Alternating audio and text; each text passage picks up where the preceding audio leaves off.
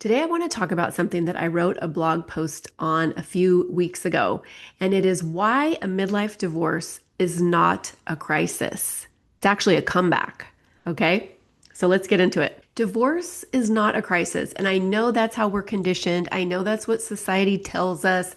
I know we feel like it's a failure if we get a divorce, but I'm here to just tell you that is not true. And I get it. It's hard to go against all the conditioning that we've learned over the years, right? We're told that we're failing somehow, that we're selfish if we choose to get a divorce, that we're throwing away a perfectly good life.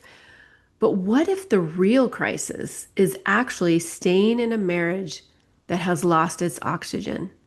What if the real crisis is staying somewhere that just doesn't work anymore, that's lost its life, really, that it's just on autopilot? What if the real crisis is shrinking yourself and settling for something that does not help you be the best version of you? It took me decades to decide to leave my husband, and it was the hardest thing I've ever done. And I stayed longer than I should because I had all the tapes playing in my head. What about my kids? He's a good man. I don't have a big, dramatic, toxic reason, to leave. But every day I was losing more and more of myself. I felt like I was suffocating in a life that really didn't look like mine. And that's the part nobody talks about. Like, women are just expected to suck it up and settle and hold everything together for the good of the family, right? But it becomes like a disappearing act for us.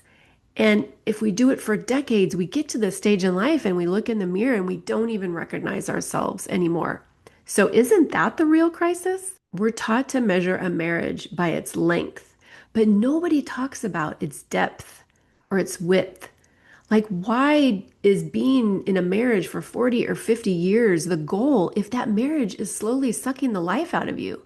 If you don't feel connected to your partner, if you're not a team, if you don't respect each other, if it's not fun, like, why are those not the true measure of a good marriage? Why is it always the length? Because people just go on appearances, right? Not truth of what is really happening on the inside. What does it really feel like to be in that marriage? People just hear, oh, you've been married for 20, 30, 40, 50 years, and everybody applauds.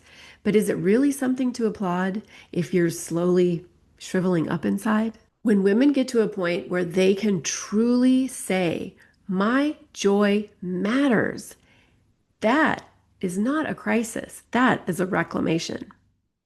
So I want you to do this. If you feel like you are a woman who is losing herself in her marriage, who doesn't feel lit up by her marriage anymore, have the hard conversation. Go to couples therapy. Do some work to improve your marriage so you can feel lit up. And if that doesn't work, it's okay to have the courage to choose yourself and to choose your joy. Your joy matters. So I want you to look at the places in your marriage where you have disappeared.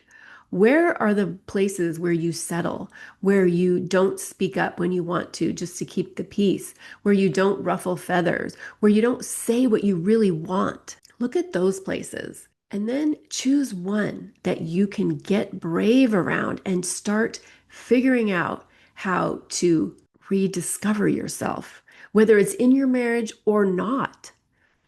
And I want you to replace the word crisis with a comeback. Every time you catch yourself spiraling or thinking you're in a midlife crisis or that divorce is a crisis, I want you to think of it as your comeback.